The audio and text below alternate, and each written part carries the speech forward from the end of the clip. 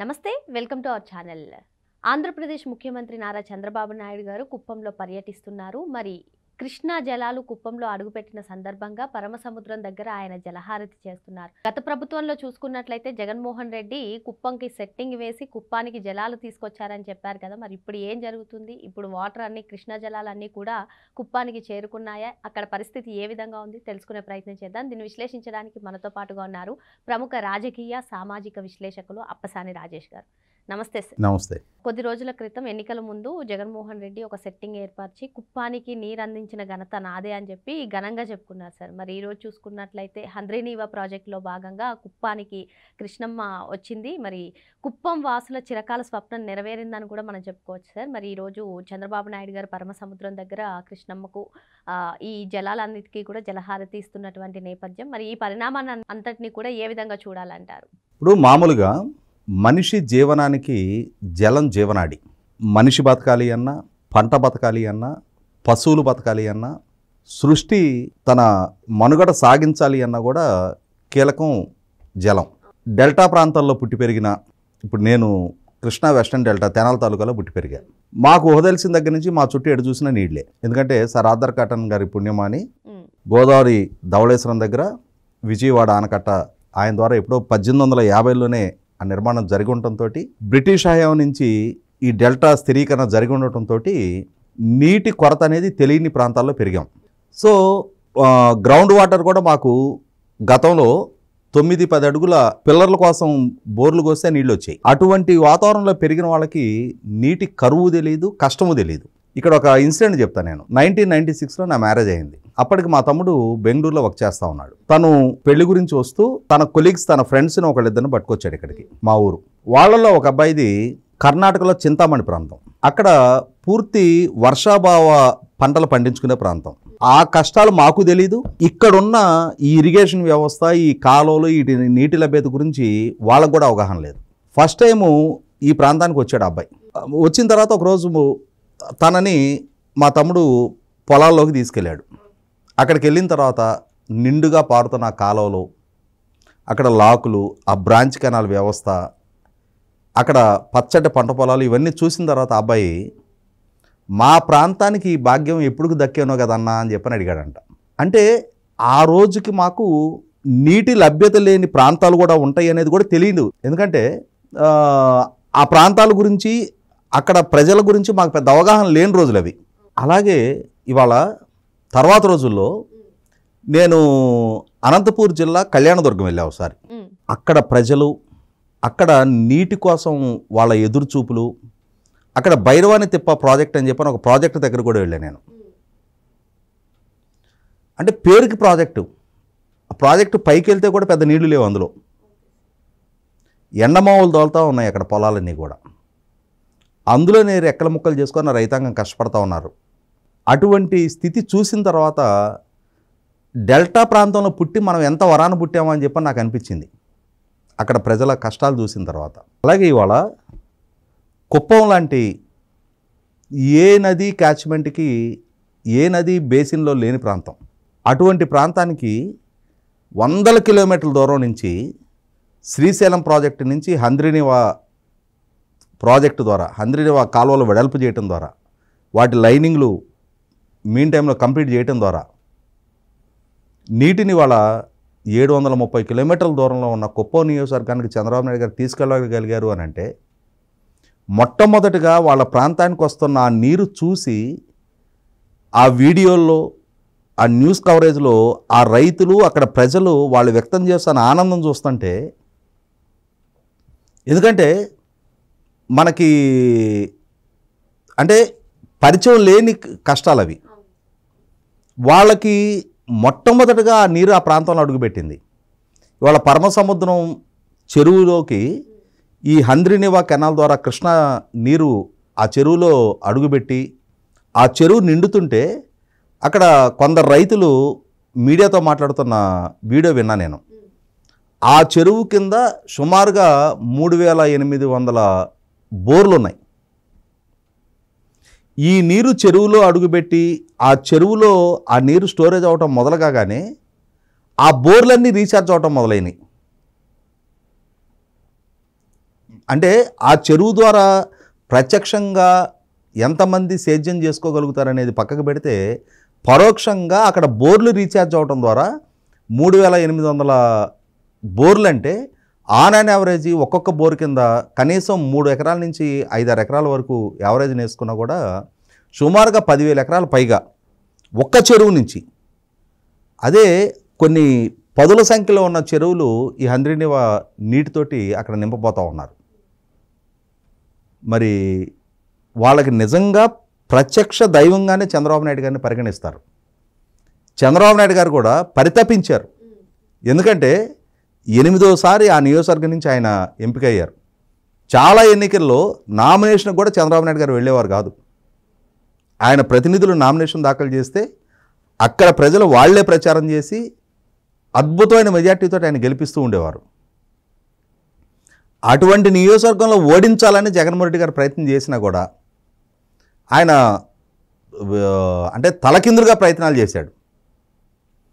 కానీ ప్రజలు చంద్రబాబు నాయుడు గారు లాంటి నాయకుడిని వదులుకోవాలని వాళ్ళు సిద్ధంగా లేరు. ఎందుకంటే ఆ ప్రాంత ముఖ చిత్రాన్ని మార్చిన నాయకుడు ఆయన. జగన్మోహన్ రెడ్డి గారు ముఖ్యమంత్రిగా ఉండగా ఆ ప్రాంతాన్ని అక్కడ ప్రజల్ని మభ్యపెట్టాలని చెప్పని ప్రయత్నం చేశాడు. ఇదిగో నేను హంద్రీనివా నీళ్లు తీసుకొచ్చేస్తున్నా అని చెప్పని ఒక ఈవెంట్ మేనేజ్మెంట్ లాగా ఆ కాలం మీద ఒక గేటు పెట్టి కొన్ని నీళ్లు అక్కడికి రప్పించి ఒక ఈవెంట్ మేనేజ్మెంట్ టైప్లోనే అక్కడ ప్రజలకి వాస్తవం తెలీదా? అవి సక్రమంగా పారొచ్చే నీళ్ళు అవునా కాదా? ఆ నీళ్లు పారటానికి కావాల్సిన స్థాయిలో కాలువ నిర్మాణం జరిగిందా లేదా?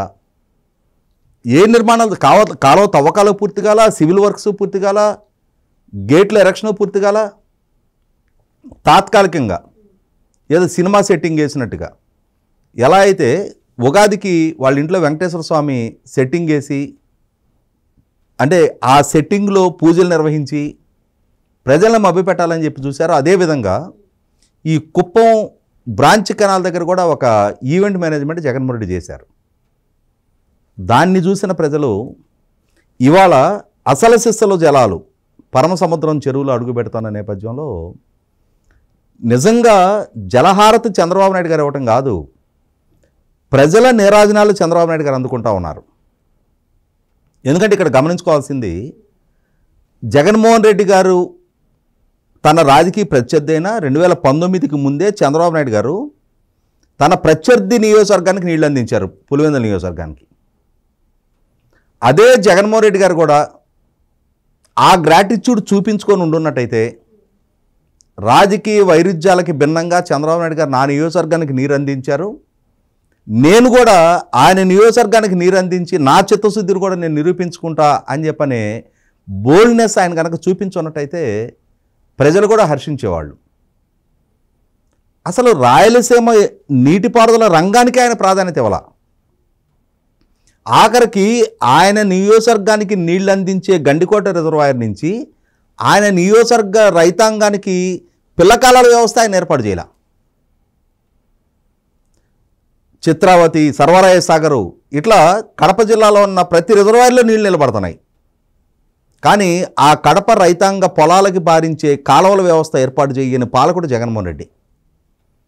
ఆయన జిల్లాలో అన్నమయ్య ప్రాజెక్టు బ్రీచ్ అయిపోతే ఆ ప్రాజెక్టు మెయింటెనెన్స్ కోసం కూడా నిధులు ఇవ్వక గేట్లు స్ట్రక్ అయిపోయి ప్రాజెక్టు బ్రీచ్ అయిపోతే కనీసం తన టెన్యూర్ పూర్తయ్యేటప్పటికి 2021 నవంబర్ 19 ఆ దుర్ఘటన చోటు చేసుకొని 46 విలువైన ప్రాణాలు పోయి వేలాది ఎకరాల ఇసుక మెటలతో కప్పబడితే ఆ రైతాంగానికి కానీ ఆ ప్రాణాలు కోల్పోయిన ప్రజలకి కానీ అక్కడ ఆ వరదకు తుడిచిపెట్టుకుపోయిన గ్రామాలకి సహాయ పునరావాసాలు కూడా ఏర్పాటు చేయని జగన్మోహన్ రెడ్డిని చూసిన ప్రజలకి ఇవాళ చిత్తశుద్ధితో అంకిత భావంతో అన్నిటికన్నా ముఖ్యంగా యుద్ధ ప్రాతిపదిక మీద తాను పదవి బాధ్యతలు చేపట్టిన తర్వాత హంద్రీనివా ప్రాజెక్టుకి ఇచ్చిన ప్రాధాన్యత 3,800 కోట్ల రూపాయలు ఈ సంవత్సరం బడ్జెట్లో కేటాయింపులు చేసి నిమ్మల రామానాయుడు గారు, పయ్యావుల కేశవ్ గారు లాంటి వాళ్ళందరూ కోఆర్డినేషన్ తోటి పనిచేసి ఆ కాలువ వెడల్పు పెంచడం ద్వారా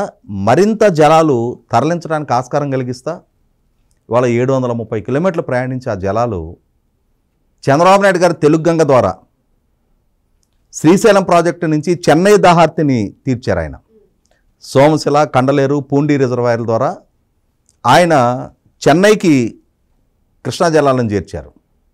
అలాగే ఇవాళ చంద్రబాబు నాయుడు గారు శ్రీశైలం నుంచి కుప్పం నియోజకవర్గానికి కృష్ణా జలాలు చేర్చారు. రెండింటి మధ్య వ్యత్యాసం లేదు. కాకుంటే ఆయన తాగునీటి కోసం తరలించారు. ఆ తరలించే క్రమంలో నెల్లూరు జిల్లా, చిత్తూరు జిల్లా, కడప జిల్లాలకి సాగునీటికి కూడా వెసులుబాటు దక్కేలాగా చేయగలిగారు. ఇవాళ చంద్రబాబు నాయుడు గారు సాగునీటి కోసం, ఆ ప్రాంత ప్రజల తాగునీటి అవసరాల కోసం ఇవాళ శ్రీశైలం నుంచి కుప్పం వరకు నీటిని తరలిస్తా ఇవాళ కుప్పం ప్రజల దృష్టిలో అపర భగీరథుడిగా చంద్రబాబు నాయుడు గారు శాశ్వతంగా ఆయన స్థానం సుస్థిరం చేసుకుంటా ఉన్నారు. ఆ ప్రజల ఆదరాభిమానాలు దశాబ్దాల తరబడి పొందుతూ ఉన్న నాయకుడిగా ఆ ప్రజలకి కృతజ్ఞతాపూర్వకంగా నేను ఇది చేయగలిగాను అని చెప్పని సంతృప్తికరంగా ఆయన రాజకీయ జీవితాన్ని కొనసాగించుకోగలుగుతారు. అదే సందర్భంలో ఆ ప్రజలు కూడా ఇటువంటి నాయకుడిని మనం ఎంపిక చేసుకోగలిగాం కదా, ఇటువంటి నాయకుడు వెనక దశాబ్దాలుగా మనం అనుసరించి ఆయన అనుచరులుగా, ఆయన అభిమానులుగా, ఆయన ఓటర్లుగా ఆయన విజయానికి మనం దోహదం చేస్తున్నందుకు మన జీవితాల్లో వెలుగులు నింపిన నాయకుడు ఈయన కదా అని చెప్పని వాళ్ళు కూడా సంతృప్తికరంగా ఫీల్ అవడానికి ఆస్కారం కలిగింది. సార్, చంద్రబాబు నాయుడు గారు ఫస్ట్ నుంచి కూడా ఇరిగేషన్ రంగానికి చాలా ఇంపార్టెన్స్ ఇస్తారు. మరి ఈరోజు చూసుకున్నట్లయితే కుప్పానికి కూడా జలాలు వచ్చాయి. మీరు అన్నట్టుగానే అక్కడ రైతులు కానివ్వండి, ప్రజలు కానివ్వండి చాలా ఆనందంగా ఉన్నారు. మరి ఇప్పటి వరకు కూడా కూటమి ప్రభుత్వం అధికారంలోకి వచ్చిన తర్వాత రైతుల సమస్యలు పట్టించుకోవట్లేదు, అసలు పోలవరాన్ని పట్టించుకోవట్లేదు అని చెప్పి తీవ్రంగా విమర్శలు చేయడం, ప్రచారం చేయడం చేస్తుంది వైసీపీ. మరి ఈ రోజు ఏం సమాధానం చెప్తారు? కుప్పానికి జలాలు వచ్చేసాయి కదా, మరి జగన్మోహన్ రెడ్డి అమ్మో కుప్పంలో సెట్టింగ్ వేశారు, ఇప్పుడు ఏం చెప్తారంటారు? అంటే మనకి ఒక సామెత ఉంది, కోతి కోతి ఎందుకు పుట్టావే అంటే చక్కనోళ్ళని ఎక్కిరించడానికి ఏందంట. 5 సంవత్సరాల పాలకుడిగా తనకు దక్కిన అవకాశాన్ని దుర్వినియోగం చేసుకొని ప్రజల చేత తిరస్కారానికి గురైన జగన్మోహన్ రెడ్డి అండ్ కో, వాళ్ళకొక సోషల్ మీడియా ఉంది, వాళ్ళకొక సొంత మీడియా ఉంది, వాళ్ళని అనుసరించే ఇతర మీడియా సంస్థలు ఉన్నాయి, వాళ్ళ నాయకులు ఉన్నారు. వాళ్ళ ఆదేశాలు పాటించి ఆయన చెప్పిన విధంగా, ఆయన మనసుకు నచ్చిన విధంగా ప్రచారం చేసే కొందరు సోకాల్డ్ మేధావులు ఉన్నారు. వాళ్ళందరి ఎజెండా ఏంటి అంటే ఎవరైతే పనిచేస్తూ ఉన్నారో, ఎవరైతే ప్రజల జీవితాల స్థితిగతులు మెరుగుపడాలి అని చెప్పని ప్రయత్నం చేస్తూ ఉన్నారో వాళ్ళల్లో వంకలు వెతకాలి, లేని వంకలు పెట్టాలి అనే లక్ష్యంతో వాళ్ళు పనిచేస్తూ ఉంటారు. ఈ వైఖరి గురించి ప్రజలకు ఒక స్పష్టత ఉంది. కాబట్టే 2019లో ఈ విధమైన దుష్ప్రచారాలతో కన్విన్స్ అయిన ప్రజలు 2024 నాటికి రియలైజ్ అయ్యి ఏ విధమైన తీర్పు ఇవ్వాలో ఆ విధమైన తీర్పు ఇచ్చి జగన్మోహన్ రెడ్డిని ఎక్కడ కూర్చోబెట్టాలో అక్కడ కూర్చోబెట్టారు. కాబట్టి వాళ్ళ కళ్ళ ముందు పనిచేస్తూ ఉన్న ప్రభుత్వానికి కాదు అని చెప్పని ఈ దుష్ప్రచారాల ప్రభావంలో పడటానికి ఆంధ్రప్రదేశ్ పౌర సమాజం మరొకసారి మోసపోవడానికి సిద్ధంగా లేరు. మరో అంశంతో మళ్ళీ కలుద్దాం. Thank you sir.